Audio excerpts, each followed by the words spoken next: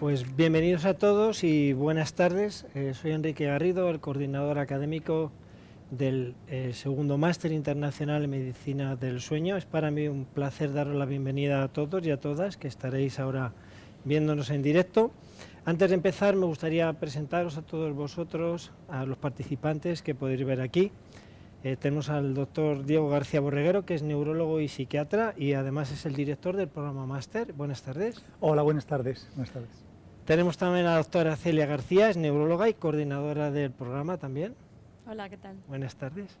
Tenemos también con nosotros a Sofía, la doctora Sofía Romero, que es neumóloga y coordinadora también del programa Máster. Buenas tardes. Hola, encantada. Y bueno, no está con nosotros de forma presencial, pero vamos a poder tener un vídeo de la vicedecana de posgrado de la Facultad de Ciencias Biomédicas y de la Salud de la Universidad Europea. Bueno, antes de presentaros el máster, sí es verdad que queríamos abordar con el doctor García Borreguero algo muy interesante que va relacionado con el campo, con la medicina del sueño. Doctor García Borreguero, ¿qué nos puede decir sobre la medicina del sueño? Bueno, vamos a ver, es un campo que surge, vamos a ponerle fecha, quizá hace 40, 50 años. Hasta entonces se había pensado el funcionamiento del cuerpo humano durante el sueño es el mismo que durante la vigilia, por lo tanto las enfermedades que conocemos de la vigilia son las mismas que se van a encontrar durante el sueño no les añade ni les quita nada.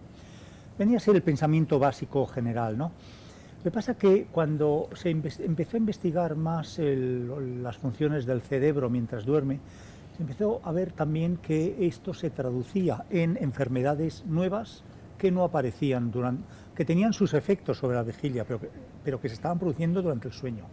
El ejemplo más típico es la apnea obstructiva del sueño, en el sentido de que es un problema respiratorio que es puramente dependiente del hecho de dormir.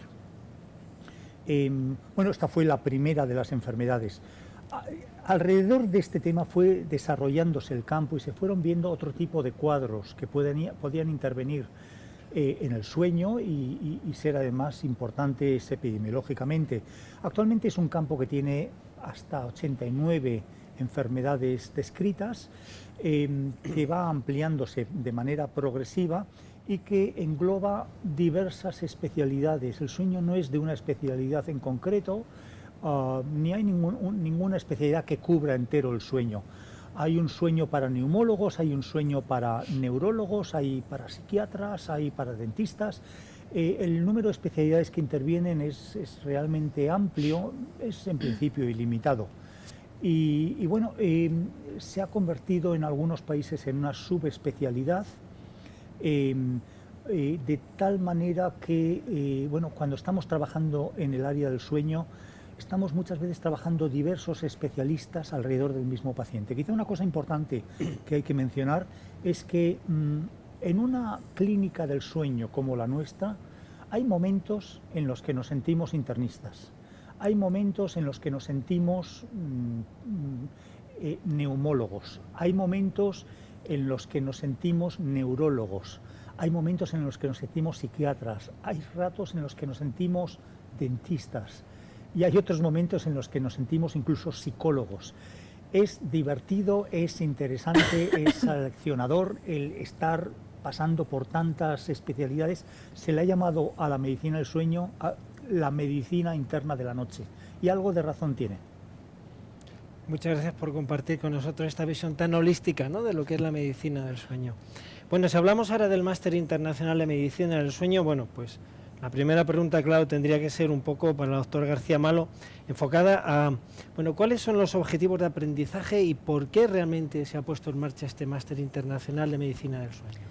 Bueno, en primer lugar, y como ya ha mencionado el doctor García Borreguero, era muy importante crear un máster que fuese verdaderamente multidisciplinar, porque verdaderamente la medicina del sueño así lo es, ¿no? Y de hecho, cuando te metes en medicina del sueño, yo como neuróloga pues me di cuenta que tenía que conocer también cosas de neumología, cosas de medicina interna, como ha comentado el doctor, y por ello uno de los aspectos que sí que queríamos plasmar en este máster es el carácter multidisciplinar, contando con muy diferentes especialistas que todos ellos tienen un cierto contacto con la medicina del sueño para poder dar esta visión de conjunto. La otra parte que queríamos plasmar es hacerlo muy práctico para que los alumnos así lo sientan al final, pues para que les resulte útil en su práctica clínica diaria. También queremos que este máster pueda servir como preparación de titulaciones oficiales. En algunos países todavía no existe una especialidad reconocida como especialidad del sueño o medicina del sueño. Entonces, los que nos dedicamos a ello nos vemos un poco obligados a tener que realizar un examen oficial para obtener una certificación que nos permita pues, tener esa capacitación. Y por ello, pues, lo que hemos hecho ha sido basar nuestro máster en el libro europeo. Lo hemos ido siguiendo a lo largo del máster para que aquellos alumnos que así lo deseen puedan presentarse a este examen y que el máster les haya servido como preparación para que el examen pues, lo puedan pasar con éxito. Y el último pilar fundamental era contar con expertos de primer nivel internacional sobre diferentes temas que abordan la medicina del sueño. Y básicamente esos fueron los puntos que nos movieron hace unos años a pensar en esta idea, ir dándole forma para presentar pues, un máster muy completo. Muchas gracias. Y ya estamos en la segunda edición. Sí. Bueno, doctora Romero, ¿cuál es la metodología que se utiliza en el máster y qué ventajas tiene esta metodología frente a la tradicional formación presencial? Bueno, el objetivo de nuestro máster es fundamentalmente estudiar la medicina del sueño desde un punto de vista multidisciplinar, como bien han explicado mis compañeros. Entonces, para esto hemos creado una plataforma que va a ser 100% online y esto como ventajas, aunque parezca de primeras que tiene pocas, tiene muchas. Esta plataforma online va a poder dar a los estudiantes mucha flexibilidad horaria. En el día en el que vivimos estamos a 1000 cosas, trabajando todo el día y muchas veces un máster en el que tenemos que ir presencialmente no se puede compatibilizar con el trabajo del día a día. Entonces, la forma de hacerlo online permite que pues, a lo mejor tú te organices con tus rutinas y tus obligaciones y puedas tener tu huequito y puedas centrarte cuando tú quieras en estudiar el máster. Esto es muy importante y creo que al día en el que estamos esto es fundamental. Además, esto va a permitir a los alumnos poder entrar en las clases y en los materiales que tenemos en la plataforma en todo momento. Y las clases van a ser dadas de manera grabadas por parte de los profesores y van a tener la posibilidad de verlas tanto en inglés como en español, según las preferencias de los estudiantes. Y además, una cosa muy importante es que vamos a contar con webinars que se van a realizar de manera mensual, con las que vamos a contar con expertos a nivel mundial de todo el mundo en medicina del sueño. Y creo que esto es una gran oportunidad para los estudiantes que cursen este máster, porque les va a permitir entrar en contacto y poder dialogar en directo con estos expertos. Y esto a mí me parece apasionante. Seguro que ahora muchos de las personas que nos están viendo se están preguntando ya, pero un máster online, seguro que tú tienes tus módulos, estudias y muchos máster online, los alumnos se encuentran un poco desmotivados muchas veces porque no hay un seguimiento. ¿Qué se ha hecho en este máster internacional de medicina del sueño para acompañar a los alumnos y que no se sientan en ningún momento abandonados? En la totalidad de lo que va a durar el máster, que va a ser aproximadamente un año, aseguramos que durante ese año los alumnos se van a sentir acompañados 100%, y para eso tenemos tutorías, talleres y reuniones personales. Nosotros en las tutorías online identificamos cuáles pueden ser los problemas que pueden estar surgiendo según vayamos pasando a las fases del máster. Y además damos pues, en esas tutorías la opción de poder conocer a otros compañeros y poder compartir las dudas que tengan en común que puedan surgir a lo largo de los exámenes propios o incluso de un webinar, y compartir todas las inquietudes. Esto es muy importante porque de esta manera el alumno nunca se va a sentir solo y va a sentir que, aunque está haciendo un máster de forma online, pues que tiene siempre alguien con el que poder dialogar y preguntar las dudas que le surjan. Esto es una buena noticia porque en los máster online casi siempre el alumno se siente abandonado y en este pues se ha conseguido ese acompañamiento, ¿no? Hay otro tema muy importante también a abordar y es los profesores, ¿no? En este sentido, doctor García Borreguero, ¿qué tipo de profesores van a tener los alumnos? Bueno, previamente voy a decir que el programa que seguimos un libro de texto. Es un libro de texto muy reciente, ha salido hace escasamente 2 meses, la edición nueva, por supuesto. Es el libro de texto de de la Sociedad Europea de Sueño, de la ESRS. Es el libro de texto europeo. Ese libro de texto es el requisito imprescindible, es el guión para un examen que los alumnos pueden hacer al acabar el máster, que es el examen, el Certificado Europeo de Medicina del Sueño, o el European Certificate in Somnology. Es uno de los títulos más prestigiosos que hay en el mundo. Entonces nosotros hacemos la misma vía de preparación, de tal manera que después de aprobar el máster, el alumno que quiera puede presentarse a este título. Nosotros tenemos dos tipos de profesores, los que van resumiendo los diversos capítulos del libro y se basan en lo que es el texto oficial, y esos son expertos locales habitualmente, especializados en sueño, pero se van a basar en un guión muy preestablecido. Y luego tenemos, como ha dicho la doctora Romero hace un momento, tenemos cada mes un webinar por parte de un experto de primerísimo nivel mundial. Estos son personas que han hecho la historia de la investigación de algunas de las enfermedades. Cada uno de ellos es un súper experto en un tema. Pues vamos a tener, por ejemplo, como profesor en nuestro máster al doctor de Lecea, que es uno de los principales neurobiólogos en estos momentos en el mundo. Él es de origen español, pero él trabaja en la Universidad de Stanford. Es difícil ahora mismo hablar de neurobiología del sueño sin citar bastantes veces el nombre de Lecea. Lo mismo digo, pues por ejemplo, en sueño pediátrico, sin hablar de Dennis Rosen, que es un experto en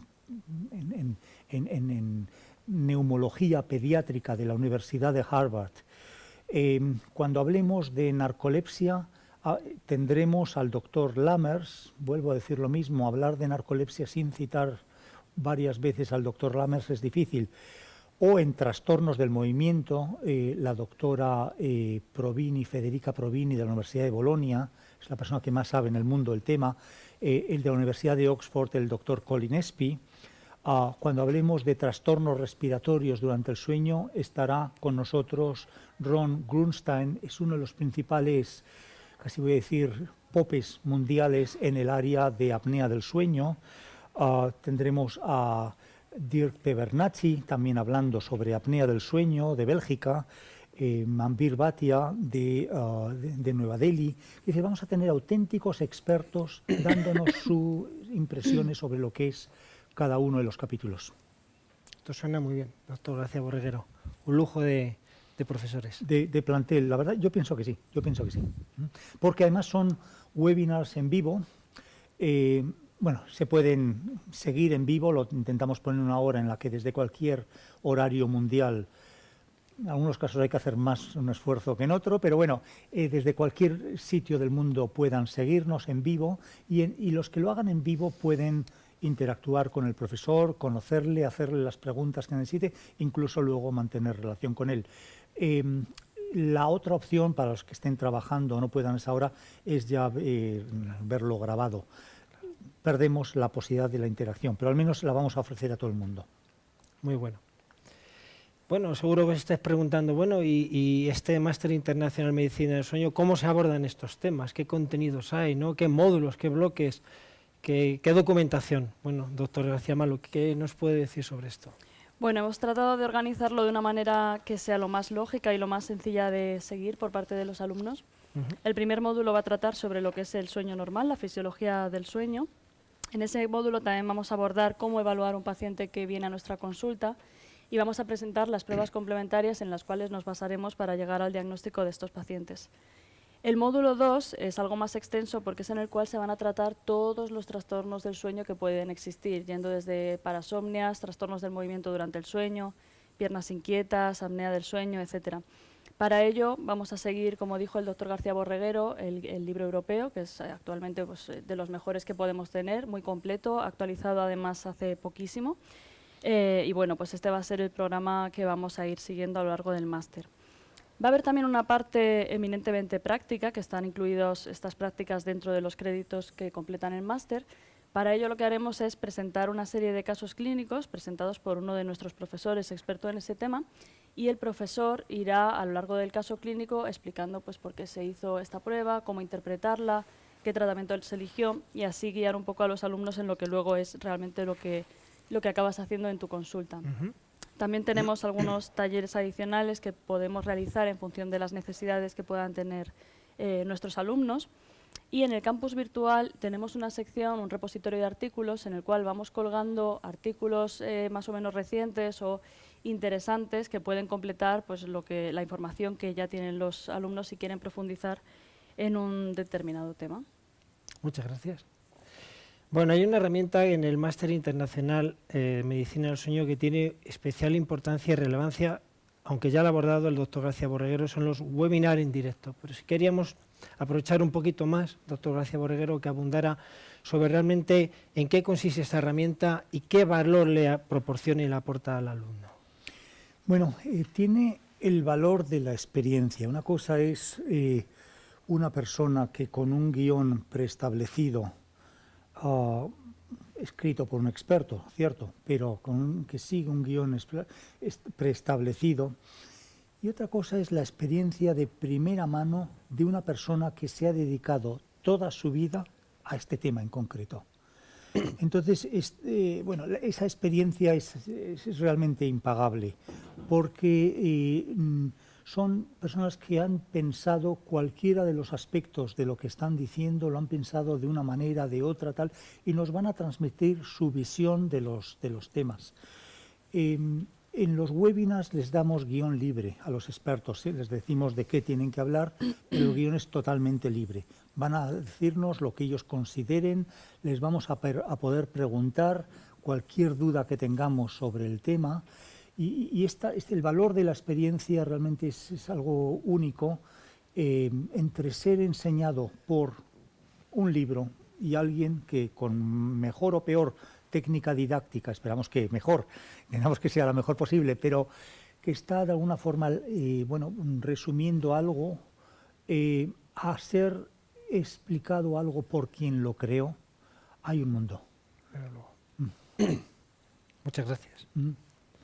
Doctora Romero, hay también un componente diferenciador de este máster frente a otro que se puede encontrar, y es la posibilidad de realizar prácticas certificadas adicionales. ¿Qué nos podría decir un poco sobre esto?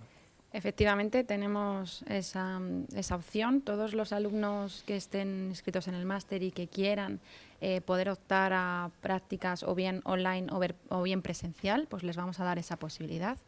Y van a poder acudir a cualquiera de nuestras clínicas y ver directamente qué es lo que hacemos en directo, al lado con nosotros. Esto también es muy importante porque muchas veces todo lo aprendido en el máster de forma teórica y práctica no se ve reflejado en lo que es la actividad clínica asistencial diaria, que difiere mucho de lo que podemos aprender en los libros. Entonces creo que esto es una gran oportunidad, y además en muchas de las certificaciones de especialista de medicina del sueño nos piden o nos solicitan tener unas horas de acreditación práctica que son imprescindibles, por ejemplo en el examen europeo que han dicho, y esta posibilidad con esta posibilidad los alumnos van a poder acreditar este número de horas que son necesarios para presentarse al examen. Qué interesante. Bueno, pues así a modo de resumen hemos hablado de la metodología, de los profesores, de los contenidos, de la documentación, ¿verdad? De ese acompañamiento, de ese seguimiento del alumno, aunque es un máster online, pero que va a recibir todos los alumnos que lo hagan. También yo creo que es el momento de hablar un poco de qué tiene que hacer el alumno, ¿no?, para poder recibir el título del Máster Internacional en Medicina del Sueño, ¿no? En este sentido hay dos tipos, ¿no?, de pruebas de evaluación continuada. Bueno, hay dos tipos de pruebas, una es la evaluación continuada y otra es el trabajo fin de máster, ¿no? Esto está claro. Entonces, en este sentido, doctor García Malo, ¿en qué consisten las evaluaciones y cuántas va a haber? Bueno, las evaluaciones que vamos a ir realizando serán exámenes tipo test. Haremos un total de 4 evaluaciones a lo largo del año. Tras ir completando los capítulos pertinentes, después se presentará la convocatoria. Hay 2 convocatorias para cada una de estas evaluaciones a lo largo de 2 semanas. Bueno, pues ese es el método de evaluación. Ajá.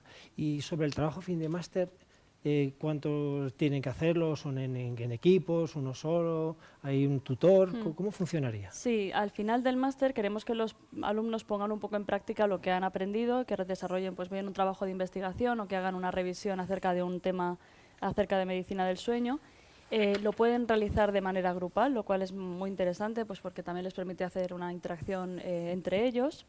Y finalmente lo que se hará es, a final del curso, se presentarán estos trabajos fin de máster frente a un tribunal, se evaluarán, y aquellos que tengan mayor calidad o que sean de mayor interés, vamos a promover desde nuestras posibilidades que sean publicados en una revista científica. Qué bueno, una oportunidad. La verdad es que sí, es muy interesante. Muchas gracias. Bueno, además de todo lo que hemos ido viendo hasta ahora, también queremos destacaros y reforzar dos aspectos muy importantes. Uno de ellos es completar el aprendizaje de los alumnos a través de los casos clínicos, ¿no?, los cuales cobran en este máster especial relevancia porque es muy importante en el método de aprendizaje, ¿no? Y otro es la participación de la Universidad Europea. Bien, respecto a lo que hablamos de los casos clínicos y la importancia del abordaje multidisciplinar, en este sentido tenemos la suerte de tener al doctor García Borreguero, que va a compartir con todos nosotros de un ejemplo práctico, ¿de acuerdo? Y a continuación va a tener durante un tiempo, 45 minutos, para poder abordar con nosotros un caso que se llama, a propósito de un caso de pérdida de memoria e insomnio, la importancia del sueño. Pues cuando usted quiera. Muchas gracias.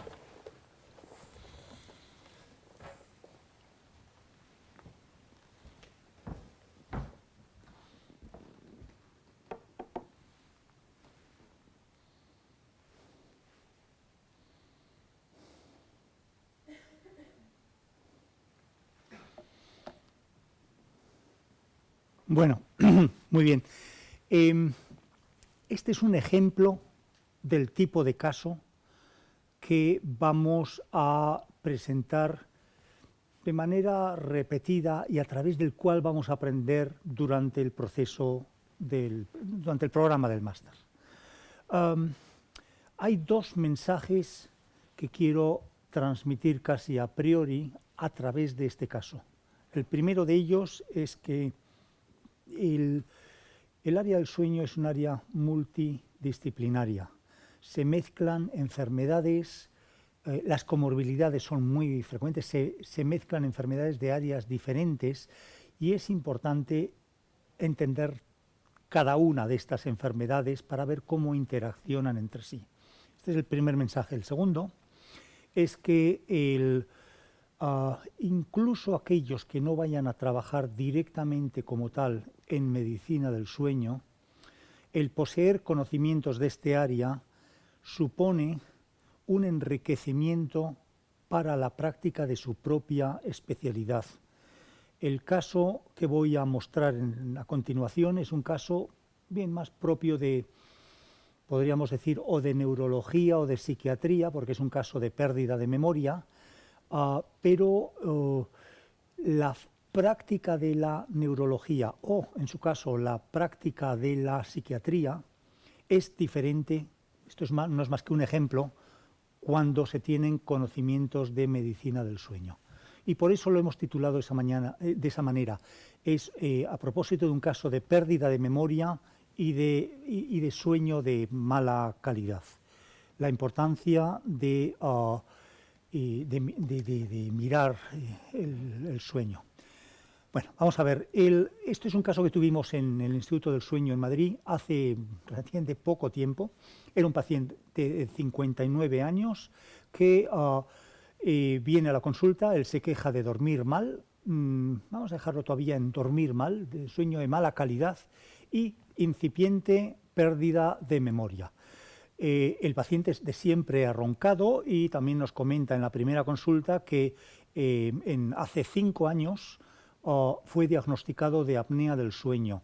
El estudio que se le hizo en su momento, se le hizo un estudio de sueño en su momento, pero no lo tiene, no llegamos a verlo nunca, pero sí nos informa que se detectó un índice de apnea, hipopnea, o sea, es el número de apneas más hipopneas por hora de sueño llegó a ser de algo así como de 50, nos lo dijo aproximadamente. Todo lo que sea superior a 30 es ya es severo. 50 es un cuadro de apnea del sueño, en principio, muy severo. Se le puso un CPAP, una máscara de presión, con una presión preestablecida de 8 centímetros. Lo toleró mal. El paciente lo utilizaba pocas horas, inicialmente pocas horas, menos de 3 horas al día, y con el tiempo llegó a utilizarla 0 horas al día, ya no lo utilizó para nada. Como consecuencia de todo ello, cada día tenía más somnolencia, dormía muy poco también, pero cada día tenía más somnolencia. Estaba el índice de somnolencia de la escala de Epworth. Esto es una escala en la que se le preguntan al paciente por 8 situaciones de la vida cotidiana y las probabilidades de adormecerse en ellas. O sea, el máximo de puntuación en esta escala es 24, esto sería la máxima somnolencia posible. Bueno, pues él tenía un 15, que es moderadamente. Todo lo que sea más de 10 empieza a ser ya patológico, pero él tenía 15, era un cuadro de somnolencia diurna moderada. También tenía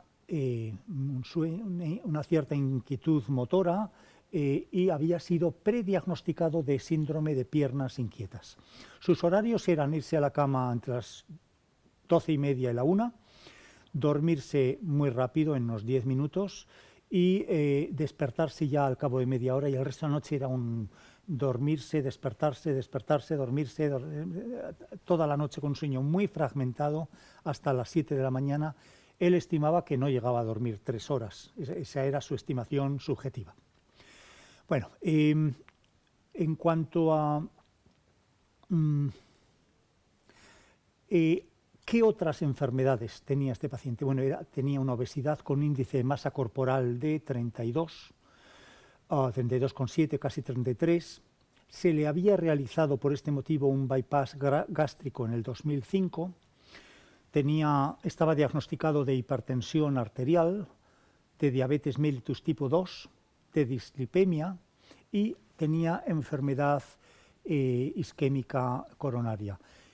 Había padecido de 2 infartos de infartos de miocardio y se le habían colocado 5 stents diferentes. Él padecía además de una diverticulosis intestinal. El paciente era obeso, como digo, 98 kilos, unos 73 centímetros de altura, había sido mucho más obeso en el pasado, y había sido fumador hasta hacía 5 años, no bebía, y el examen médico y neurológico era en esencia normal.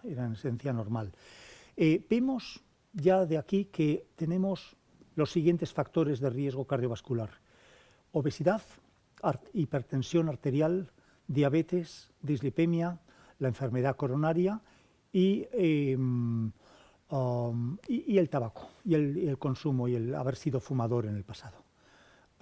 Le pasamos una serie de cuestionarios, el Insomnia Severity Index, el cuestionario, bueno, el índice de severidad de insomnio.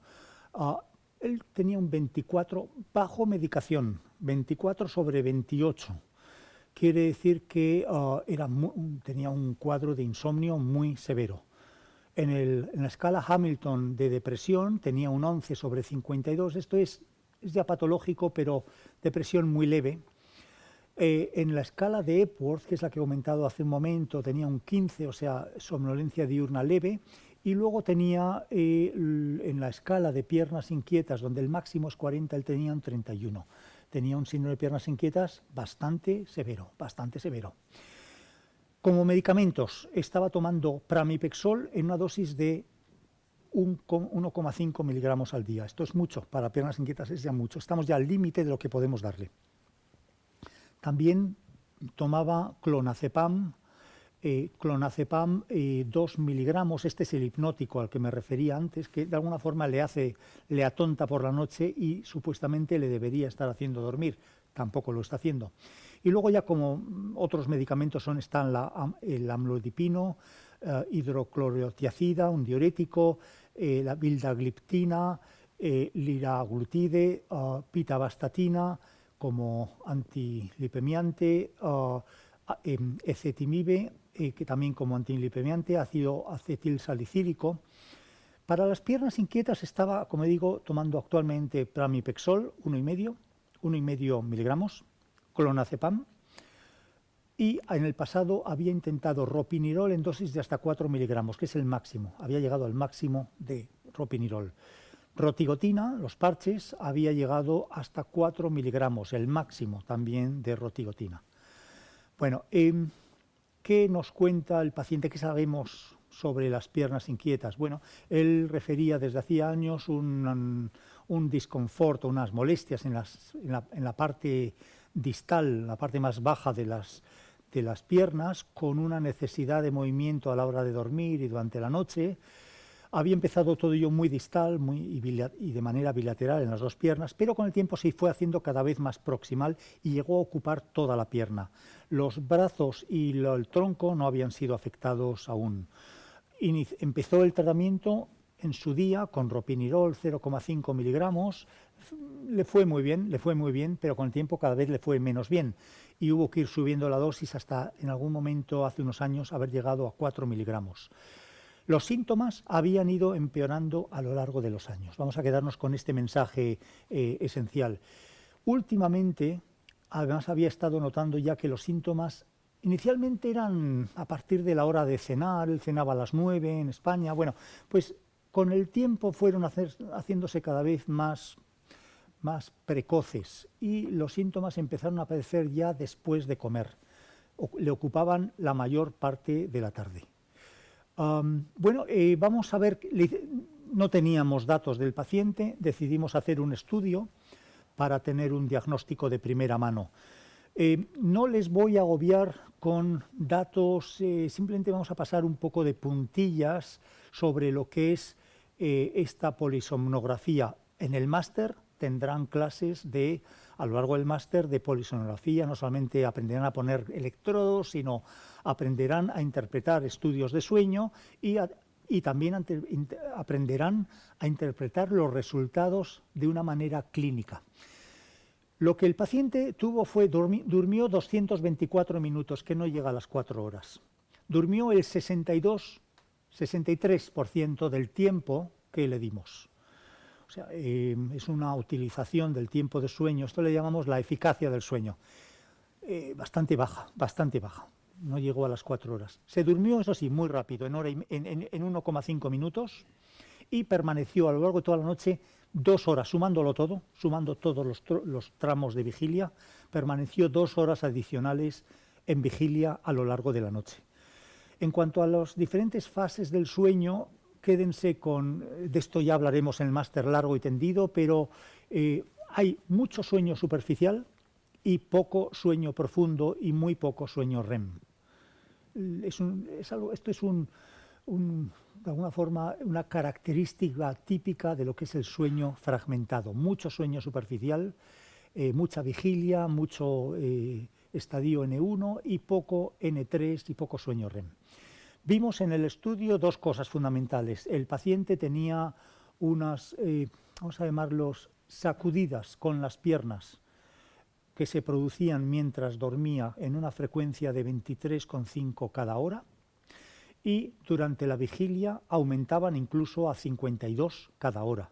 Esto es un marcador con frecuencia de varias cosas, pero lo más típico es que sea de síndrome de piernas inquietas, aunque también podríamos interpretarlo en el marco de el problema respiratorio. ¿Cuál es el problema respiratorio? Este paciente tiene un índice de disfunción respiratoria que se define como el número de apneas, más el número de hipopneas, más el número de arousals causados por procesos respiratorios, la suma de estos tres elementos, de 56, que es muy severo,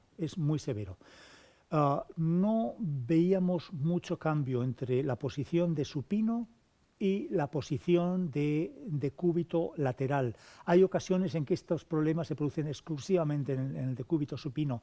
En este caso el paciente era patológico, también en decúbito lateral. La oxigenación en vigilia estaba bien, 94%, la saturación de oxígeno, pero veíamos que a lo largo en el sueño REM bajaba al 89, en el no REM al 89, en el REM siempre baja algo más, al 86%, y llegaba a un mínimo a lo largo de la noche del 77%. Su CT90, que es por decirlo muy simple, es el tiempo a lo largo del estudio en el que el paciente está con una saturación de oxígeno por debajo de la que debería, que es el 90%. O sea, el tiempo que está por debajo del 90% es el 71,27% del tiempo. O sea, dicho en dos palabras, este paciente tiene muchas apneas, tiene la oxigenación en vigilia bien, durante el sueño la tiene mal, no muy mal, pero mucho tiempo mal. O sea, hay alteraciones oximétricas largas, pero no muy profundas. La frecuencia cardíaca durante el estudio está bien. Nos llamó la atención que el Epworth, para tanta patología, estaba relativamente bajo. Cuando digo bajo, relativamente normal, 15. Somnolencia moderada. Y es un paciente que no duerme, dice no dormir 3 horas y tiene 56 apneas por hora. Bueno, le hicimos una prueba que es el test de mantenimiento de vigilia, que es una prueba en la que durante 3 veces a lo largo de la mañana, se pueden hacer varias veces más, pero se pueden hacer hasta 5 veces.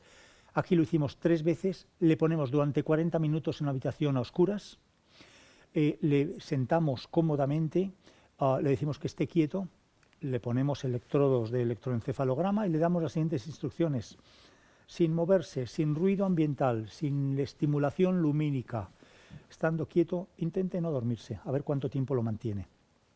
Se trata de ver en una situación de sedentarismo máximo qué capacidad tiene para mantener la vigilia. Una persona sana, por lo menos, aguantaría 20 minutos. Mucha gente joven aguantarían los 40. Pero de 20 minutos para abajo se considera por definición ya patológico. Este paciente en la primera prueba aguantó 6 minutos despierto, en la segunda 8, en la tercera 8, la media 7 minutos 20 segundos. Establecimos como diagnóstico, en base a lo que teníamos de este estudio, una apnea del sueño, una apnea obstructiva del sueño, no posicional, y un sueño fragmentado acompañado con PLM. Sin embargo, previamente hicimos otra prueba que es un test de inmovilización múltiple. Esta prueba la hacemos habitualmente antes del estudio de sueño, la hacemos varias veces, en este caso la hicimos 2. Sentamos al paciente en la cama, le quitamos las sábanas, le mantenemos despierto, claro, y con las piernas separadas y estiradas le decimos que intente no moverse. Y lo que vemos, es un test de provocación para el síndrome de piernas inquietas. Los pacientes que dicen, pues negaba un poquito su sintomatología. Lo que pasa es que la está enmascarando con su propio movimiento. Lo que vimos en este caso es... A ver, un momento, sí, perfecto. Sí, fíjense en la imagen, de momento solo en la imagen. Bien. Vemos que el paciente tiene sacudidas en las piernas cada X tiempo. El vídeo es algo más largo, pero vamos viendo que con el tiempo las sacudidas son cada vez más frecuentes. Bueno, esto es lo que al paciente le pasa cuando intenta permanecer inmóvil antes de dormirse. Imagínense intentar dormirse con ello. En algún momento el sueño podrá con él y se dormirá, pero por otro lado no tardarán estas sacudidas por despertarle. Esto es un síndrome de piernas inquietas muy severo. Esto se hace bajo medicación, en este caso lo hicimos bajo medicación, o sea, pese a haber tomado previamente el pramipexol, el paciente está así. Al mismo tiempo, cada 10 minutos le pasamos una escala analógica visual y en ella lo que le preguntamos es, en una escala de 0 a 10, siendo 10 el infierno y 0 ausencia de síntomas, le preguntamos cómo se ha sentido en cuanto a molestias en las piernas en los últimos 10 minutos.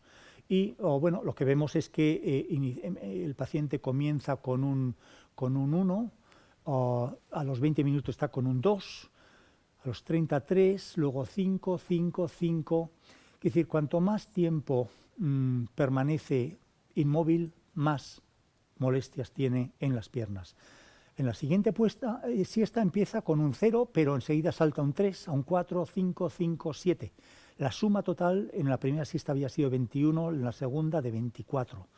También medimos el número de movimientos periódicos de piernas en vigilia durante la prueba.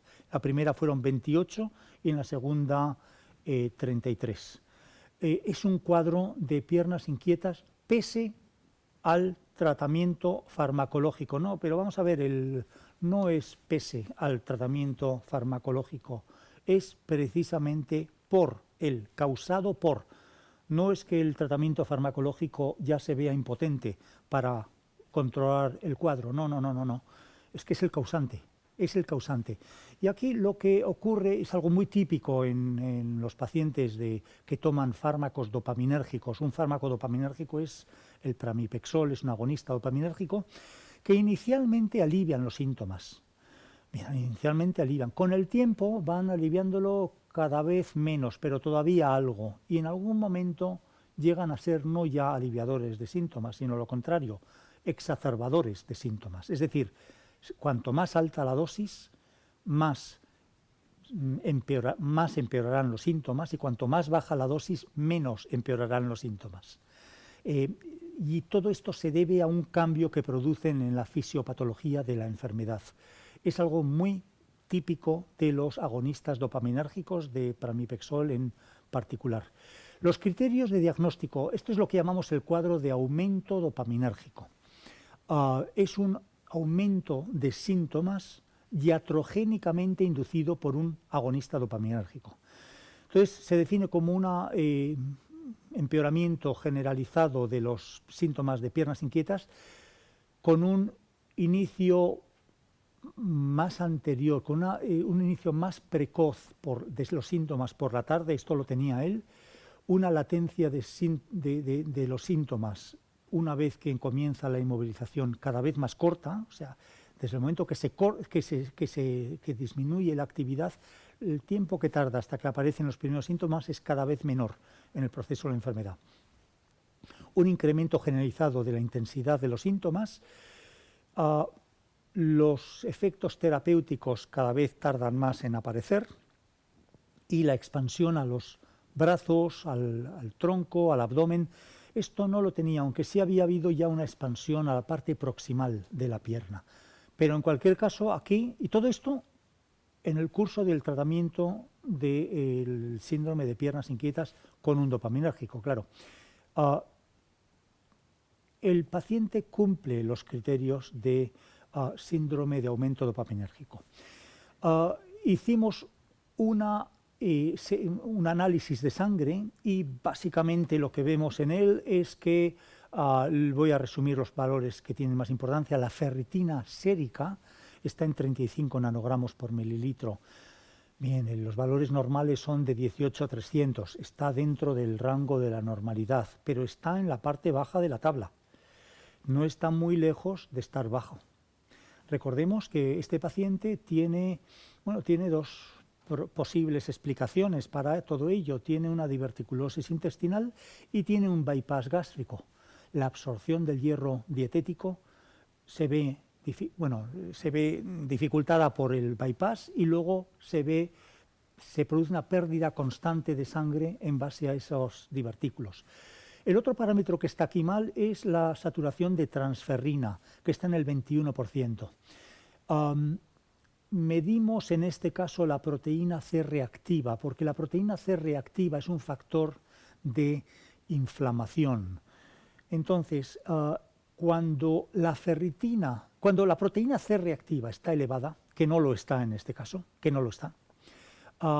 el valor que le podemos dar a la ferritina es menor, porque la ferritina es un reactante de fase aguda y en toda situación inflamatoria tiende a inflarse. O sea, valores altos de ferritina, si van acompañados de una proteína C reactiva de la PCR elevada, habría que desconfiar de ellos. Les pueden dar un falso negativo, claramente. Bueno, pero quizá lo más importante de esta diapositiva, ¿qué nos dice? ¿El hierro en sangre está bien? Bien, de acuerdo. Tampoco está muy boyante, habría que decir, pero bueno, bien, de acuerdo, está pasable, pasa el aprobado. Lo que pasa es que para el signo de piernas inquietas lo que nos importa es el hierro cerebral. ¿Y cómo podemos medir el hierro cerebral? Y es el que causa la enfermedad. El hierro en sangre, hay un artículo reciente de hace unos 2 años de la doctora García Malo en el que intenta establecer una correlación entre el hierro cerebral y el hierro en sangre y ve que no hay ninguna. En una serie larga de pacientes, no hay ninguna. Y con ello, de alguna forma, es que lo que nosotros miramos en sangre no quiere decir nada sobre lo que ocurre en el cerebro. Hay que medirlo de todas formas, pero no significa prácticamente nada. ¿Cómo podemos medir el hierro cerebral? Bueno, podríamos hacer 2 cosas. Una punción lumbar, pero es demasiado cruento, demasiado invasivo, y pocos pacientes van a permitirlo. O podríamos hacer algo que en absoluto es invasivo, es más bien totalmente inocuo, que es una ecografía transcraneal. Esa ecografía lo que va es a intentar detectar una estructura que va a ser la sustancia negra, es una estructura cerebral en los ganglios basales, que es el principal depósito cerebral de hierro. Y va a medir la ecogenicidad de esta estructura. La va a medir pues, de una manera parecida a lo que eran en la Segunda Guerra Mundial la detección de submarinos generalmente alemanes. Es decir, nosotros lanzamos una emisión y si rebota sobre un metal, en este caso el hierro, en los submarinos también, nos va a rebotar y vamos a captar la imagen. Entonces, cuanto más hierro, más brillante va a ser la imagen, la estructura. Hay que saber localizar la sustancia negra, requiere algo de entrenamiento, porque al final lo que vamos a hacer es cuantificarla, y si la identificamos mal vamos a cometer un importante error. Pero conociendo esta técnica, que tampoco es demasiado difícil de aprender, podemos establecer lo que es el índice de ecogenicidad de la sustancia negra, siguiendo las siglas en inglés, el SNEI. Normalmente la normalidad es a partir de 0,21, 0,22, de ahí para arriba. Este paciente tiene 0,15. Es decir, que lo que vemos aquí es que este paciente tiene el hierro sérico bien, tampoco muy boyante, pero bueno, bien, aceptable, pasable, pero el hierro cerebral es el que tiene bajo, claramente, y esto es lo que está produciendo la enfermedad.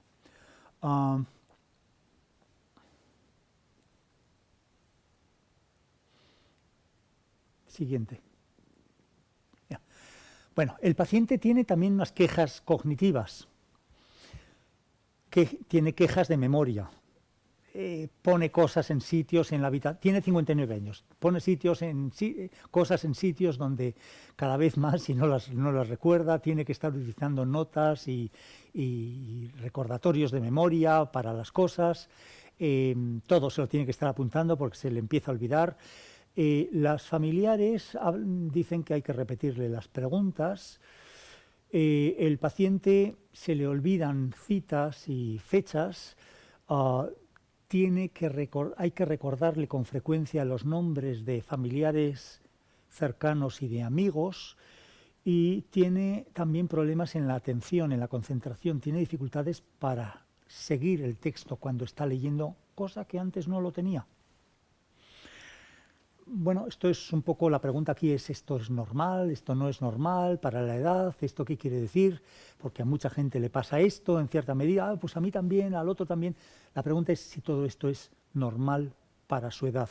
Bueno, una forma de acometer esta pregunta es pasarle una escala, que es la escala Mini-Mental, que es una escala muy habitual en ambientes neurológicos y psiquiátricos, y se hace 10-15 minutos, no mucho más tiempo. Mide con una serie de pruebas muy simples la capacidad de orientación del paciente, la capacidad de fijación del paciente, la atención, o sea, fijación de información del paciente, la atención, la capacidad de concentración, la capacidad de recordar cosas aprendidas previamente, problemas en el lenguaje, en lo que es la comprensión del lenguaje, y algunas pruebas de memoria de trabajo, como pueden ser el dibujar pentágonos, etc. Bueno, lo que vemos es que el paciente hay 2 puntos en los que no consigue la puntuación máxima. Uno es en el recordar lo previamente aprendido. Se le dicen tres palabras de 3 objetos o 3 animales, y al cabo de un rato se le vuelven a preguntar. Él las memoriza inicialmente y se le vuelven a preguntar, y hay falla en 2 de ellas. Por otro lado, también en los temas de lenguaje falla en alguna de las pruebas y en la prueba de atención. O sea, tiene problemas en lo que es el lenguaje, la memoria, lo que es el recordatorio de memoria, y en la atención. Y por eso alcanza un valor de 26. Es una puntuación todavía muy alta, muy normal, muy cercana a la normalidad. Pero bueno, el diagnóstico de trastorno cognitivo leve, o deterioro, mejor dicho, deterioro cognitivo leve, está basado en lo siguiente. Son personas que tienen o bien ellos o sus familiares o un médico o un clínico, tienen una gran preocupación sobre un cambio que se ha producido en la capacidad cognitiva del paciente. Por otro lado, hay evidencia objetiva de problemas cognitivos. Para ello hay que hacer algún tipo de test cognitivo. Lo que hemos hecho, el Minimental, podría valer, pero también hay otras cosas. Bueno, se podría haber hecho también una evaluación neuropsicológica. Tiene que haber uno o más de los siguientes áreas cognitivas: la memoria, función ejecutiva, la atención, lenguaje o habilidades visoespaciales. Frente a esto, tiene que haber una preservación de la independencia en las actividades de la vida cotidiana. Aunque el paciente puede perder eficacia en todo ello, pues por ejemplo, ir a la compra solo. Sí, es posible que el paciente haya perdido eficacia en hacer la compra y tenga que volver a casa 5 veces porque se le ha olvidado la nota, porque se le han olvidado no sé cuántas cosas, tal. Bien, pero al final lo hace, o sea, tiene una capacidad, una cierta independencia. Y no hay alteración en lo que es el funcionamiento social o ocupacional. El paciente, es que lo demás estaríamos hablando de demencia. Estos son los criterios. Bueno, el paciente claramente los cumple. Entonces, vamos a ver, ¿qué tenemos hasta ahora en cuanto a diagnósticos? Apnea obstructiva del sueño, por un lado, basado en el resultado de la polisonografía. Síndrome de piernas inquietas, en situación de aumento dopaminérgico, bajo dopaminérgicos, mediante el test de inmovilización. Déficit de hierro cerebral mediante ecografía transcraneal. Deterioro cognitivo leve. Y este último podría tener relación, habría que preguntarse cuál es el origen. ¿Está todo él relacionado con el sueño? Podría ser. Este paciente tiene mucha hipersomnolencia diurna, también duerme muy poco por la noche. Con la enfermedad vascular sabemos que ha tenido varios infartos y bueno, es un paciente con problemas vasculares. O se debe a un Alzheimer. Hay otras causas. También podríamos hablar de causas farmacológicas, que en este caso no me parece que vengan al caso, pero bueno, podrían en principio también establecerse un diagnóstico diferencial sobre ellas. Bueno, la estrategia terapéutica va a ser, número 1, centrarse, o sea, lo que está dificultando. Este hombre tiene una apnea del sueño severa, pero no se le puede tratar porque no tolera el CPAP. ¿Por qué no tolera el CPAP? Pues lo más probable es porque las piernas inquietas no le permiten utilizar el CPAP. Imagínense el vídeo que les acabo de enseñar, que es él, y si además le pedimos que se ponga un aparato de CPAP, se acostumbre a él, intente dormir, bueno, lo va a utilizar el mínimo posible y en algún momento lo va a tirar por la ventana, que es poco más o menos lo que hizo, si no lo va a tolerar. Hay que mejorar ese síndrome de piernas inquietas. Y para ello va a haber que hacer cambios farmacológicos y luego va a haber que actuar sobre la situación de fondo, lo que está produciendo el síndrome de piernas inquietas. trabajar sobre el tema del hierro, sobre el problema del hierro cerebral, mejorar los niveles de hierro. Una vez hecho esto, en el momento que tengamos ya controlado el síndrome de piernas inquietas, se podrá tratar el cuadro de apnea obstructiva del sueño. El tercer paso sería, una vez tratada la apnea del sueño, reevaluar la somnolencia diurna y el sueño nocturno y posteriormente intentar, bueno, no posteriormente, esto se podría hacer en paralelo, mejorar todo lo posible la función cardiovascular. Y por último, una vez hecho todo esto, reevaluar el cuadro cognitivo. Estos son un poco los principales pasos. El primero de ellos, cambiar fármacos. Bueno, el paciente ya está con las dosis máximas de pramipexol, no hay mucho margen de maniobra ya aquí. Y otros fármacos, otros agonistas dopaminérgicos ya han sido intentados con poco éxito. O sea, las opciones no son muchas.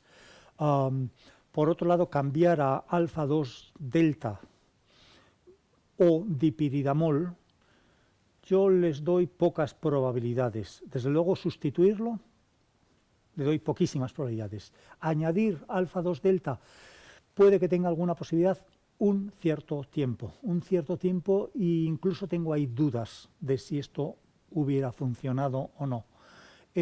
Porque el paciente es demasiado severo, tiene un cuadro de aumento dopaminérgico demasiado severo. Otra opción hubiera sido darle tramadol, pero también podríamos haberle dado oxicodona de liberación prolongada. La oxicodona no en todos los países se puede conseguir. En Europa tiene la indicación de síndrome de piernas inquietas resistente al tratamiento, en concreto la oxicodona de liberación prolongada. ¿Se podría utilizar 5 miligramos al día? Bueno, sí, se podría utilizar. El problema, cuando pensemos en oxicodona en un paciente con apnea del sueño, es que podamos estar produciendo una depresión respiratoria adicional y empeorar primero, bueno, no ya la oximetría, el oxígeno, sino empeorar la presión de CO2. Por esto digo, en estos casos hay que hacer una consulta a neumología. Yo se lo hice a la doctora Romero y hicimos una medición de gases arteriales y la PCO2 no estaba elevada, por lo cual tuvimos vía libre para hacer un pequeño intento con oxicodona. Este intento va a ser siempre a tiempo limitado, muy limitado, todo lo limitado que podamos, porque inmediatamente, en cuanto el paciente esté algo estabilizado de las piernas inquietas, en cuanto tenga el menor alivio de ellas, debemos aprovechar la oportunidad para ya ponerle un aparato de CPAP. Y esto es en principio lo que hicimos. La segunda parte del tratamiento de las piernas inquietas consiste en mejorar el estatus de hierro, el hierro cerebral en concreto. Repito, el hierro, la ferritina y la saturación de transferrina sérica estaban marginalmente bajas, vamos a dejarlo en la parte baja de la normalidad, y el hierro cerebral en la sustancia negra está definitivamente bajo. Bueno, y este va a ser el objetivo. Lo que hicimos fue darle hierro intravenoso, carboximaltosa férrica, 1000 miligramos, que es la dosis autorizada en España. Este es un tratamiento lento, por eso cuanto antes empiece mejor, y lo hacemos siempre en un equipo multidisciplinario donde estos pasos los va dirigiendo, en nuestro caso, una hematóloga, la doctora Carolina Miranda. Bueno, este tratamiento va a elevar el hierro cerebral. Si tenemos éxito, al menos lo que intentamos es elevar ese hierro cerebral. Al elevar el hierro cerebral va a ir disminuyendo la severidad de la enfermedad. Y esto es lo que vemos aquí en la última línea. La escala IRS que les había dicho al principio era de 31, 6 meses más tarde ya está en 16.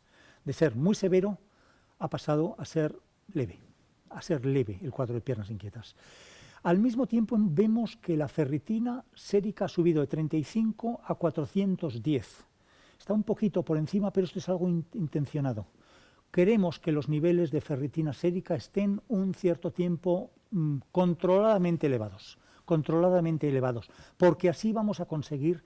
La ferritina es el principal almacén de hierro sérico. Entonces vamos aumentando el gradiente a través de la barrera hematoencefálica va a ser más posible un mayor paso de hierro al cerebro, que es en el fondo lo que queremos. La saturación de transferrina subió también de 21 a 29% y para que vean un poco cómo funciona todo este proceso, la ecogenicidad, que era de 0,15 inicialmente, ya ha subido a los 6 meses a 0,21. Está casi en el aprobado, prácticamente en el aprobado. Todavía no, porque el paciente tiene algo de síntomas, pero está en un 0,21. O sea, es un éxito claro del tratamiento con hierro intravenoso. Ya con la simple estabilización farmacológica fue motivo para para volver a confrontar al paciente con el CEPAP, para volver a intentarlo, y hicimos un estudio de titulación de CEPAP. Llegamos a la misma conclusión que los anteriores, que el estudio que le habían hecho años anteriores, 5 años atrás, en el sentido que necesitaba 8 centímetros de H2O, y en cuanto le pusimos el CEPAP, mejoró en muy pocos días la somnolencia diurna. Bajó a 6 con ello. Bajó de 15 que tenía inicialmente a 6, con lo cual el paciente dejó de tener esa somnolencia diurna. ¿Qué pasó con los aspectos cognitivos? Bueno, volvimos a pasar el Mini-Mental y lo que vemos es que ha mejorado todo excepto la memoria, ha mejorado la atención. La atención ya está normalizada, ha mejorado el lenguaje también. La fluidez verbal también, pero persiste el problema de memoria. Vemos que donde pone recall hay un 1/3. O sea, el paciente obtiene una puntuación de 28. En el área cognitiva, el paciente tiene problemas en un único área, amnesia. Le cuesta reutilizar la información previamente aprendida. ¿Qué relación tiene la privación de sueño? Este paciente ha vivido una situación de privación de sueño. ¿Qué relación tiene? O sea, la ha vivido durante muchos años por las piernas inquietas. ¿Qué relación tiene con la disfunción cognitiva? Bueno, básicamente actúa la privación de sueño sobre la alertabilidad y la capacidad de concentración, sobre la atención, básicamente. Aunque algunas funciones superiores, como el razonamiento lógico y la capacidad de establecer pensamientos abstractos complejos, también están algo alteradas solo por el hecho de la privación de sueño. Por lo cual, cuando nosotros normalizamos el tiempo de sueño, lo que vamos a ver es inmediatamente que mejora todo, menos, o sea, fundamentalmente mejoran la atención, la fluidez verbal, la capacidad ejecutiva, la función ejecutiva, pero no tanto la memoria. Vamos a ver, una vez que establecemos el diagnóstico de deterioro cognitivo leve, lo que tenemos que plantearnos es, bueno, sabemos que hay una parte que sí era secundaria a la falta de sueño. ¿Es esto todo o hay algún factor además? Bueno, la escala modificada de Hachinsky es bien conocida, sobre todo en los ambientes de neurología. Nos permite nos permite evaluar en qué medida, en qué probabilidades tiene el cuadro de tener un origen vascular. Y lo que vemos es que son un número de situaciones a los que les vamos dando valores y lo que hicimos con el paciente, bueno, fue vimos que cumplía el criterio de curso fluctuante, cumplía el criterio de personalidad relativamente preservada, cumplía el criterio de depresión, tiene un poquito de depresión, bien, ahí va recibiendo puntos, pero en todo lo demás es negativo, tiene antecedentes de depresión, antecedentes de ictus. Nosotros no sabíamos de ninguno, él tampoco sabía de ninguno, por eso lo he puesto con interrogación. Antecedentes de arteriosclerosis sí los tenía. Y bueno, al final sale una puntuación de 5. En esta escala todo lo que sea menos de 4 implica riesgo severo de que el paciente esté padeciendo de un deterioro cognitivo causado por Alzheimer. Todo lo que sea más de 7 indica que tiene un riesgo severo de que tenga un origen vascular. Este paciente tenía 5, o sea, está en un territorio gris indeterminado. Le hicimos una resonancia cerebral. Quizá debíamos haberla hecha antes del Hachinsky. Bueno, en el momento de hacer el renal Hachinsky no teníamos este dato. Lo que vemos es una situación de deterioro de la sustancia blanca periventricular. Radiológicamente se llama leucoaraiosis, con infartos silentes, con infartos lacunales silentes. Todo esto es muy propio de la existencia de arteriopatía hipertensiva, y también se suele dar mucho en pacientes con diabetes mellitus y tabaco. Todo esto lo tiene este paciente. En un corte sagital vemos que el hipocampo está algo atrofiado. El hipocampo es una estructura fundamental en lo que es la conexión de recuerdos, en lo que es la ejecución de la memoria. Entonces, una atrofia, aunque leve, como en este caso del hipocampo, suele al menos elevar el índice de sospecha de que pueda estar habiendo algo de Alzheimer a la vez. Bueno, los estudios de campo muestran que de los pacientes con demencia o deterioro cognitivo leve, digo los estudios de campo porque es diferente cuando esto lo vemos en unidades de memoria, pero en los estudios de campo vemos que la causa más frecuente de estos cuadros es Alzheimer con vascular, 38%. El Alzheimer puro es el 30%. El vascular puro es el 12%. O sea, los cuadros mixtos son muy comunes. Este paciente, por otro lado, no tenía, he dicho antes, no tenía nada neurológico, no tenía problemas de marcha, no tenía parkinsonismo, no tenía alteraciones conductuales típicos de demencia frontotemporal, no había habido un curso en escalones con deterioros súbitos en forma de escalón. Lo que tenía era problemas básicamente de memoria. Entonces, bueno, vamos a ver qué tiene que ver el Alzheimer con el sueño. Lo voy a explicar de una manera rápida y simple. Existe una proteína que es la APP, que es el amiloide precursor, la proteína precursora del amiloide, que es una proteína que cruza la membrana neuronal. Su función no está clara, aunque parece que interviene en lo que es el contacto entre la comunicación de unas neuronas con otras. Esta proteína, que es una proteína grande y compleja, esto es parte de la fisiología normal, es despedazada en partes por unas sustancias, unas enzimas que se llaman secretasas. Parte de la terapia para el Alzheimer viene en fármacos que inhiban la acción de las secretasas, pero esto está todavía en vías de investigación. Lo que vemos es que, bueno, uno de los fragmentos que sale cuando cortamos este árbol es el beta-amiloide. El beta-amiloide bien, es algo que todos producimos, pero también todos eliminamos.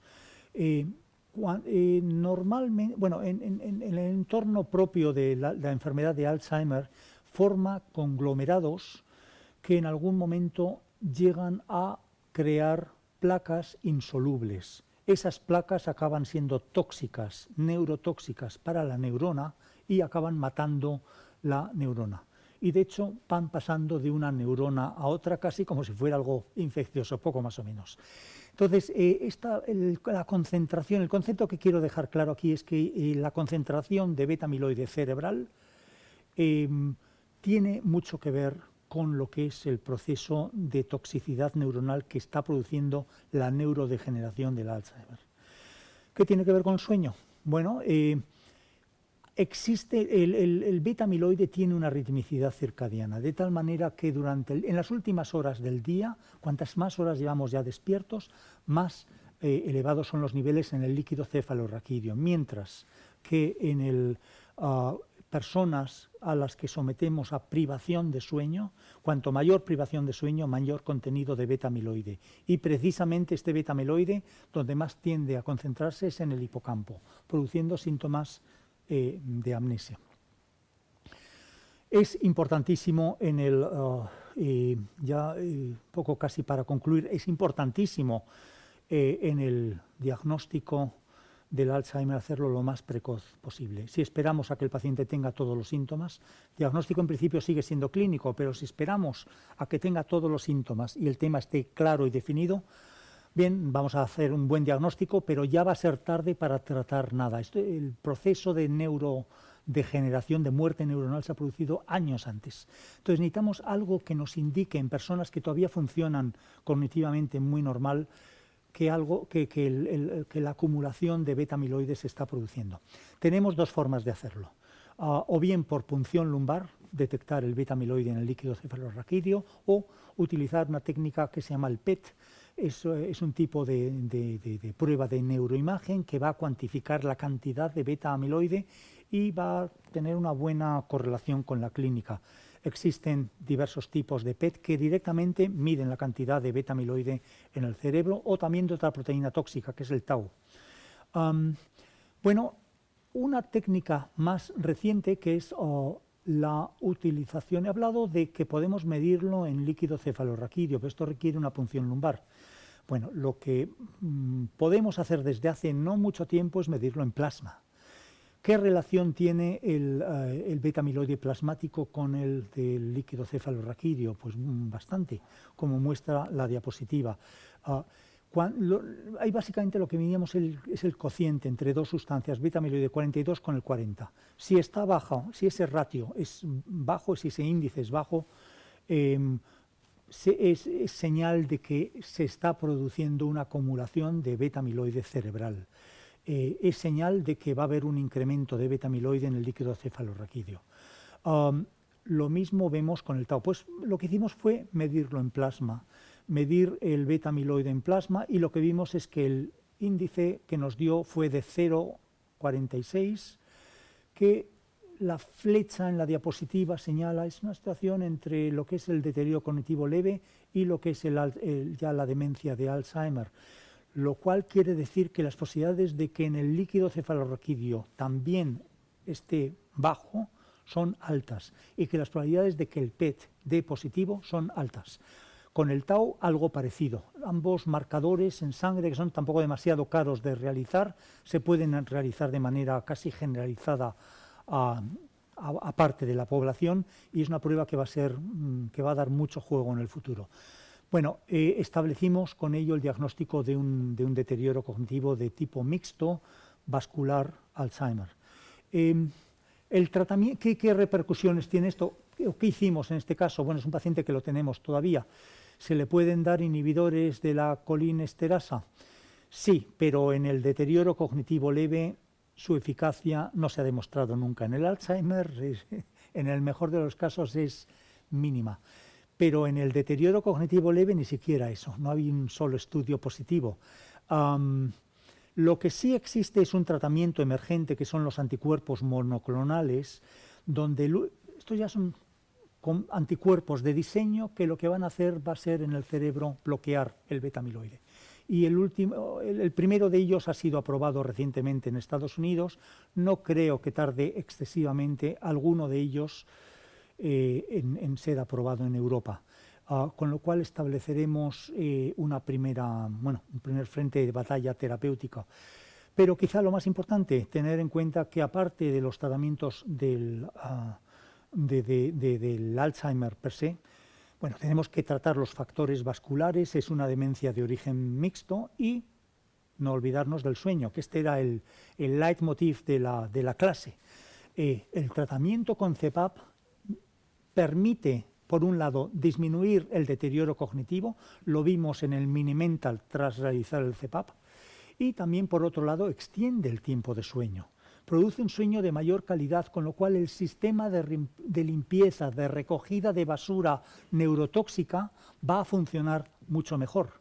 Y esto va a permitir que se eliminen esos niveles de beta-amiloide Hombre, en alguna medida. Tampoco quiero echar las campanas pero sí en alguna medida va a contribuir a mejorar. De alguna forma, el mirar el sueño en estos pacientes va a ser una de las estrategias importantes en el futuro. Con esto concluyo el caso y bueno, espero que les haya servido de ayuda. Muchísimas gracias.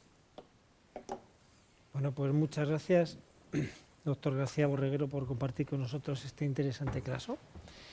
Ahora, si les parece, podemos pasar un pequeño coloquio, debate. No sé si la doctora Romero o la doctora García Molo tiene alguna pregunta. Bueno, yo en primer lugar una reflexión. Bueno, felicidades por el caso porque me parece un caso excelente, es muy interesante. Gracias. Y yo creo que ilustra perfectamente lo que es el abordaje multidisciplinar, ¿no? O sea, cómo el neumólogo que inicialmente diagnostica la apnea tampoco se ocupa 100% de ver si tiene un síndrome de piernas inquietas con un fenómeno de aumento dopaminérgico, finalmente pues un deterioro cognitivo, y entonces al final yo creo que eso es lo que queremos transmitir en el máster, que muchas veces las cosas no son tan sencillas y necesitas apoyarte en otros especialistas que, bueno, pues tienes que tener a mano o tienes que conocer un poco de qué manera te pueden ayudar a llevar a ese paciente. Esa es mi primera reflexión. Y luego, como pregunta, has mencionado que el beta-amiloide tiene un ritmo circadiano en el líquido cefalorraquídeo, Sí. ¿verdad? ¿En plasma también lo tiene? Esta es una de las paradojas de la situación. Mientras que en el sitio donde sería más difícil de medir lo tenemos, lo sabemos, en el sitio que sería más fácil de medir, que es en plasma, no lo tenemos. Que yo sepa en estos momentos, puede que exista algún paper, yo en estos momentos no lo conozco. Y es muy buena pregunta. Lo que veo, bueno, este tipo de medición apareció en los últimos año y medio, 2 años, en el 2020. Lo que vemos es que desde entonces ha surgido, bueno, todo un estallido de replanteamiento de cómo diagnosticar el Alzheimer. Hay un interés enorme y dentro de todo ello lo primero que va a haber que hacer es estandarizar esta técnica. Esto se puede hacer en los ambulatorios incluso, se podría hacer en los centros de atención primaria, pero hay que estandarizar la técnica, no sabemos cuándo medirlo. En este caso creo que lo medimos a mitad de mañana, a media mañana, pero por lo mismo, yo creo que fue más por motivos de tipo, digamos, de organización interna del centro, pues no sé, pero no porque yo tuviera algún dato que me hiciera pensar que por la mañana los niveles iban a ser más significativos que por la noche, no sé, pero es una pregunta absolutamente pertinente, claro. Gracias. Bueno, yo como neumóloga casi que me veo obligada a preguntarte por la CEPAP. ¿Qué crees que es importante en estos tipos de pacientes que presentan apnea del sueño y un deterioro cognitivo importante, que hagamos hincapié en mejorar el cumplimiento, la adherencia y la tolerancia a la CEPAP? Totalmente. Vamos a ver, aquí estamos hablando de un cuadro de origen, de un deterioro cognitivo de origen vascular, donde sabíamos que el paciente tenía apnea del sueño, sabíamos que se había puesto CEPAP, pero que no lo toleraba. Pero quizá la falta de diálogo con el colega, con el colega neurólogo, sabíamos también que tenía un síndrome de piernas inquietas, pero lo que es necesario es que la gente se ponga a trabajar conjuntamente y busquen alguna solución, porque las piernas inquietas son importantes, pero el CEPAP está permitiendo que todo este proceso de deterioro cerebral avance. Ahora mismo lo hemos podido parar, pero el trabajo ya realizado, trabajo lo digo en el sentido más real y más peyorativo del término, el trabajo de destrucción cerebral ya realizado, no tiene vuelta atrás. Entonces, todo lo más que vamos a poder con el CEPAP es, quizá en el mejor de los casos, retrasar algo el cuadro, aunque tampoco tenemos estudios que demuestren que es definitivo. El CEPAP va a ayudar a que el paciente se encuentre sin somnolencia, a que al cerebro le llegue riego sanguíneo con mayor calidad, pero eso no va a detener necesariamente el proceso de neurotoxicidad que está produciéndose aquí. Sería interesante ver el efecto del CEPAP en cuadros de deterioro cognitivo de origen puramente vascular. Aquí hay un origen mixto y hace que mientras tanto el beta amiloide siga acumulándose. Ese es el problema.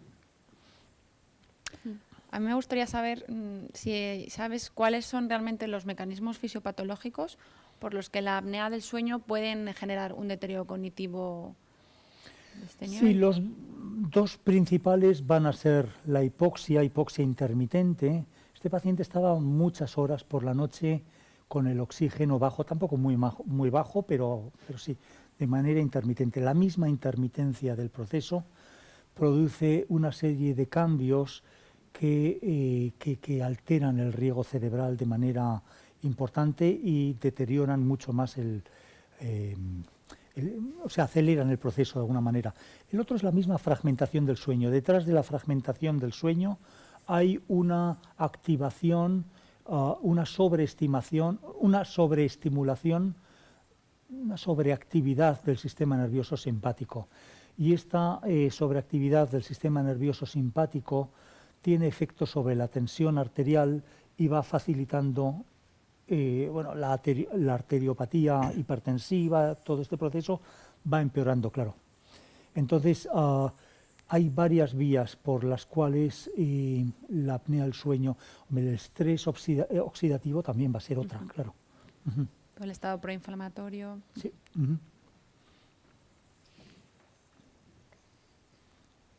¿Ya?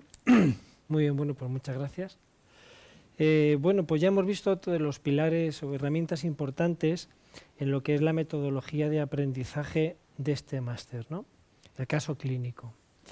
Bien, pero otro aspecto que cobra también especial relevancia dentro de este máster internacional en medicina del sueño es un poco el aval, ¿no?, de la Universidad Europea, ¿no? Y para ello tenemos a la vicedecana de posgrado de la Facultad de Ciencias Biomédicas y de la Salud de la Universidad Europea, la doctora Cristina Álvarez, que a través de un vídeo, porque no ha podido estar aquí de forma presencial, os va a presentar la Universidad Europea. Muy buenas tardes a todos. Soy Cristina Álvarez, vicedecana de posgrado de la Facultad de Ciencias Biomédicas y de la Salud de la Universidad Europea. Antes que nada, quería pediros disculpas por no poder estar hoy con vosotros de forma presencial, pero no podía rechazar la oportunidad de participar en este evento, aunque sea mediante este vídeo. Me gustaría daros la bienvenida a la Universidad Europea. Para los que no nos conocéis, somos una universidad privada con campus en Madrid, Valencia, Canarias y Lisboa. En concreto, el equipo que va a liderar este máster se encuentra en Madrid, donde tenemos 2 campus universitarios, uno en Villaviciosa de Odón y otro en Alcobendas, así como 2 clínicas universitarias, una de grado y otra de posgrado. En la actualidad contamos con más de 16.000 estudiantes, de los que 1 de cada 3 son estudiantes internacionales que vienen de otros países. Concretamente, en la Facultad de Ciencias Biomédicas y de la Salud tenemos más de 5.000 estudiantes en todas nuestras áreas de conocimiento, que son medicina, enfermería, nutrición, psicología, farmacia, biotecnología, odontología, y a las que este año incorporamos además biomedicina y veterinaria. Hoy estamos aquí con motivo de la presentación de la segunda edición del Máster Internacional en Medicina del Sueño, en el que tenemos la gran oportunidad de ir de la mano de los mejores en este área de conocimiento, el Instituto Internacional del Sueño. Sin duda, esta colaboración entre la universidad y el instituto ha hecho que la primera edición sea todo un éxito y hoy estemos aquí presentando esta segunda edición. El Máster Internacional en Medicina del Sueño es un título propio de la universidad, que consta de 60 créditos ECTS.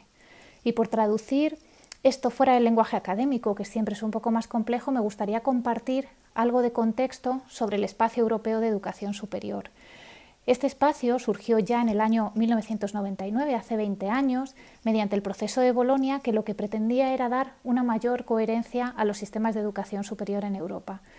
Así, se estableció este Espacio Europeo de Educación Superior para facilitar, por un lado, movilidad de estudiantes y personal, por otro, hacer que la educación superior fuese más inclusiva y accesible. Y por último, lograr que la educación superior en Europa sea más atractiva y competitiva a escala mundial. Así como parte del espacio europeo de educación superior, todos los países lo que acordaron fue, por un lado, introducir un sistema de educación superior en 3 ciclos que consisten en grado, máster y doctorado. Por otro lado, garantizar ese reconocimiento mutuo de las calificaciones y de los periodos de aprendizaje en el extranjero que se completan en otras universidades.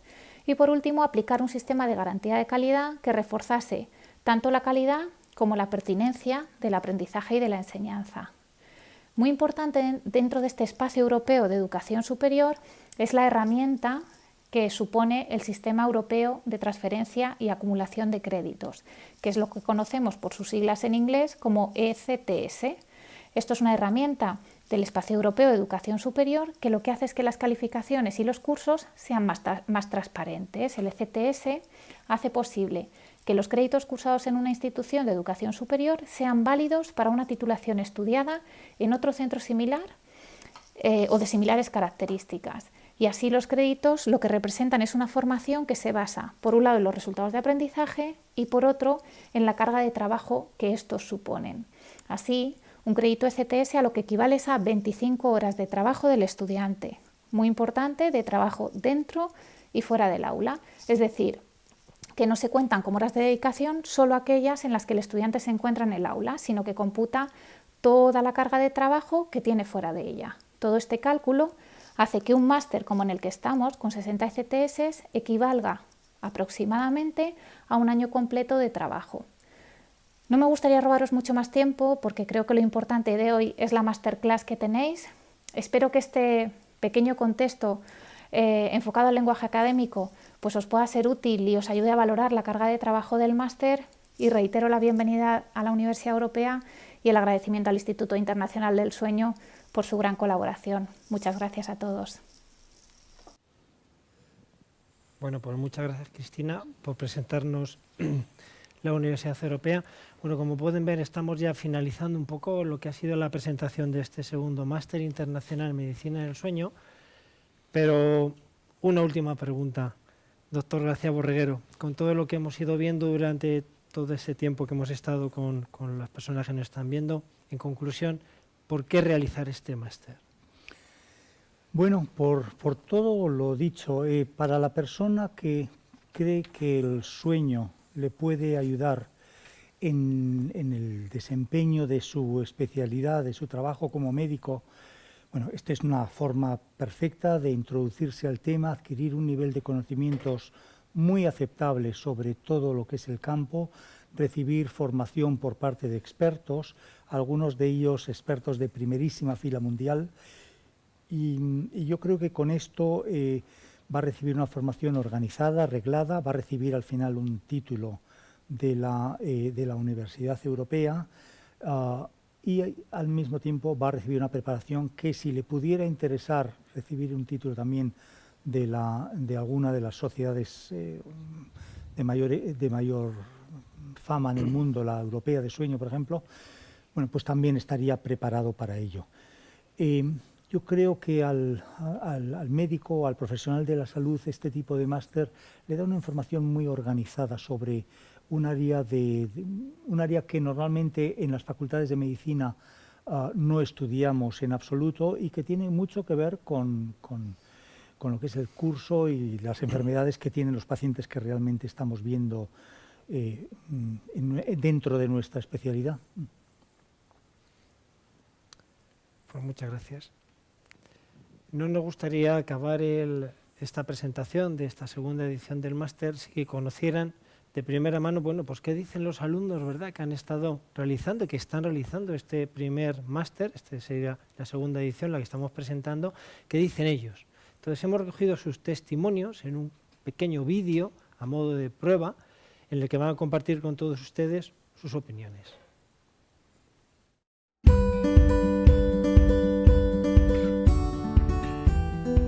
Mis impresiones, después de un año de haber estado en este Máster Internacional de Medicina del Sueño de la Universidad Europea, han sido realmente satisfactorias. My impressions after almost 1 year in this master's degree really couldn't be better.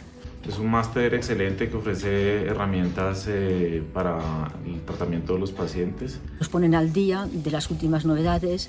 Es un profesorado súper profesional. Acompañándome sin más en cada uno de mis pasos de mi crecimiento académico. It's an excellent program. I've been really enjoying the lectures. We're lectured by the experts in the field from all over the world. Este curso ha sido muy interesante para mí, para mi desarrollo profesional. La impresión que me da esto es que va a ampliar los horizontes en cuanto al manejo al diagnóstico y al manejo de la patología en sueño. Pues los puntos fuertes de este máster son principalmente el que podemos convivir con grandes especialistas en la materia. All the teachers are highly qualified in the subjects they teach. Los webinars que se realizan cada vez que se van viendo los temas, en donde se invitan a los mejores especialistas reconocidos a nivel internacional. Voces muy importantes que nos han enseñado cómo manejar esta patología. Y además una plataforma muy amigable donde queda guardada todas las clases, y si no las puedes ver en vivo, la puedes ver en diferido. The master is bilingual, is a huge advantage because we can have access to all the lectures in English, in Spanish or in both if we want. We are lectured by the experts in the field, and it's such a nice opportunity to have contact with these people. Mis pacientes también se han visto beneficiados con los conocimientos adquiridos a través del máster. Un diagnóstico oportuno, un tratamiento certero y a generar confianza en mis pacientes. Lo recomendaría a todas las personas interesadas en profundizar más. Por supuesto lo recomendaría y lo he recomendado, ya que es un máster que te permite crecer, dar un paso superior en tu formación profesional. Estoy muy agradecida y muy contenta de haber realizado este máster con la Universidad Europea y el Instituto de Sueño. Realmente se nota una calidad académica que volvería a elegir una y mil veces.